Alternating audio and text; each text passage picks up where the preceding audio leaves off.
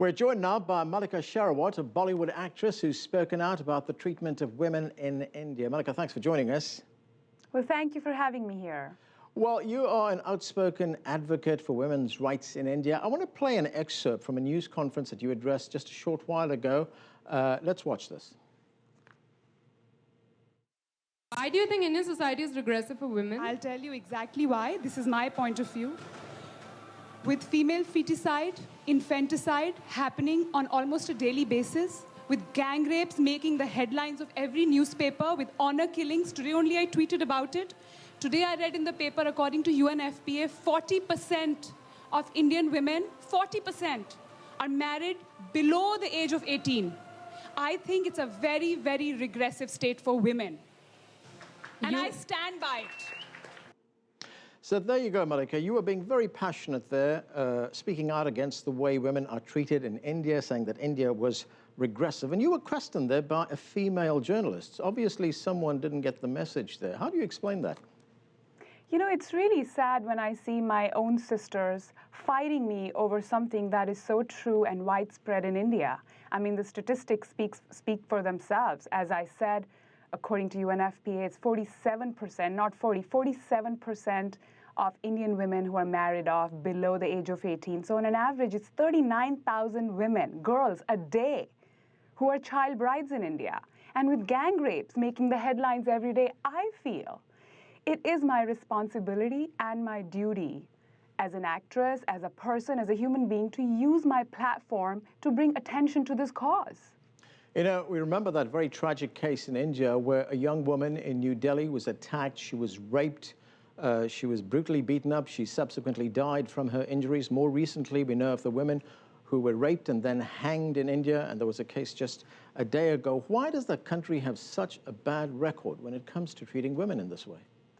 You know, it's not only India, I would say. I'm talking about India right now because I happen to be Indian and, you know, I see it firsthand. A lot of countries go through this, a lot of countries. But I think in India mainly it's because of I think the judicial system, it's very, very slow.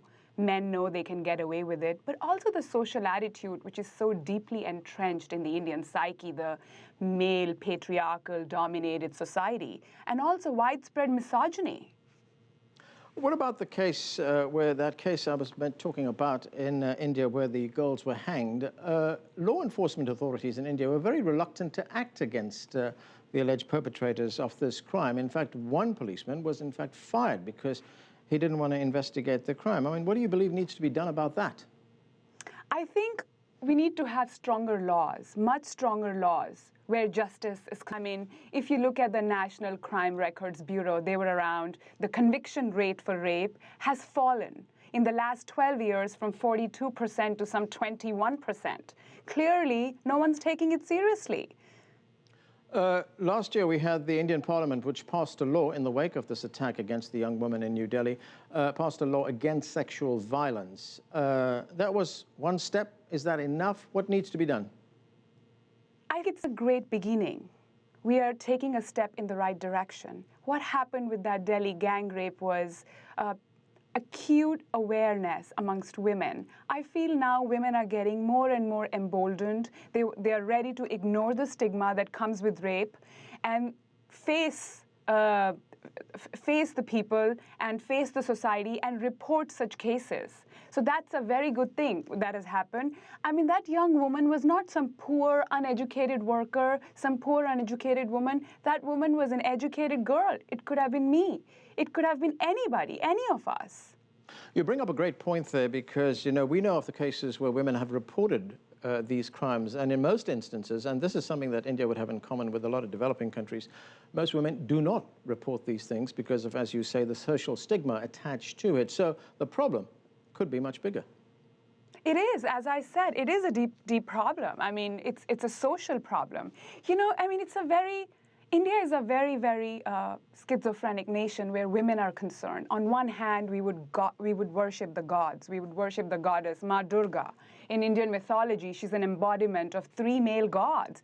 And on the other hand, we would kill the female child in the womb. I mean, we definitely have taken a step wrong. somewhere which needs to be addressed. And I think the solution lies, according to me, in education. We need to educate more and more women. I mean, in this case, even the men are dragged down.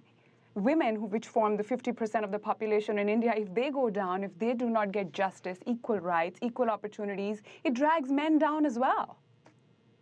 You know, some critics would say that India's massive movie industry, known as Bollywood, that industry has been responsible for shaping some of the attitudes towards women. In effect, they're saying that women on screen are treated as sex objects. You yourself have been mentioned in that respect. I mean, let's look at a clip from one of your movies, and then I have a question on the other side of it. Let's watch.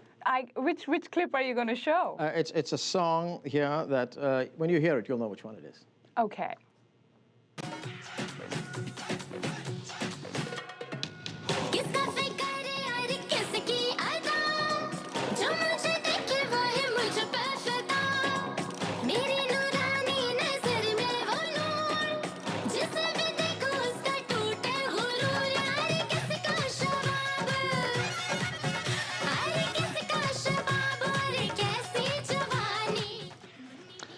Well, what the critics would say is there's Mallika Sherawat. On the one hand, you know, she's in the movies, she's out there. On the other hand, she's talking about the way women are treated in India. How do you reconcile those two things? What's wrong with that?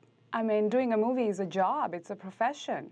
Are you trying to tell me that looking glamorous and sexy and appealing for your audience on the screen is an invitation for rape? I don't do anything that promotes injustice. I don't do anything that promotes inequality. I don't play subservient character in my movies. I've always played strong characters in my movies. I do nothing that promotes inequality amongst men and women, nothing. And what's wrong with looking glamorous and sexy and appealing? Well, I'm an actor after all, and a movie is a movie. Right. I mean, you're responding there to what some of your critics have been saying. But here's another question. To what extent can you blame what is going on in India on, let's say, sexual oppression? You know, India is a conservative society in many respects. You've got the caste system as well there. I mean, to what extent do they play into this? I think the major problem is uneducation and poverty, because majority of the population in India lives below the poverty line. And a lot of these customs and old traditions and habits, they all take time to eradicate. You spend a large part of your time in the United States. In fact, you're talking to us from Los Angeles right now. Is there anything that India can learn from the United States when it comes to protecting women, when it comes to changing attitudes towards women? I think what India can really learn is, A, not to be judgmental about women, and B, to enforce strong laws where protection of women is concerned. And justice in India, also rape victims know that if they go to court, the case is going to take their entire lifetime because the judicial system is notoriously slow. So maybe fast justice. That is what we can learn. There are a lot of things both America can learn from India in terms of spirituality, in terms of brotherhood, and a lot of things India can learn from America. Now, you're a high-profile actress. Where do you take this battle next? It's very important to me, this cause of women's rights. It's very important to me on a very personal note as well. I'm not just taking this stand because it's cool or for whatever reasons. I have personally lived a life of oppression and regression. Growing up as a woman in a small town in India, I didn't have the right to so many things just because I'm a woman. My gender was used to oppress me, and now I have to spend the rest of my life catching up. I saw so many sisters around me, my sisters, who were just silenced into submission. I mean, they were chained to a life that they didn't want for themselves. And I promised myself, I'm not going to let this happen to me. And that's why I ran away from home, and my father disowned me publicly, and till date, he hasn't talked to me. So this is very, very personal for me. So you've paid a great deal for this? Yes, I've paid a great deal for this, but I don't want my sisters to suffer like I have. We're going to have to leave it there, Mallika. Thanks for joining us. Thank you. And we are going to take a break right now. Coming up, we talk to a panel about the Indian legal system and society's role in that crisis. That's coming up next. You're on The Heat.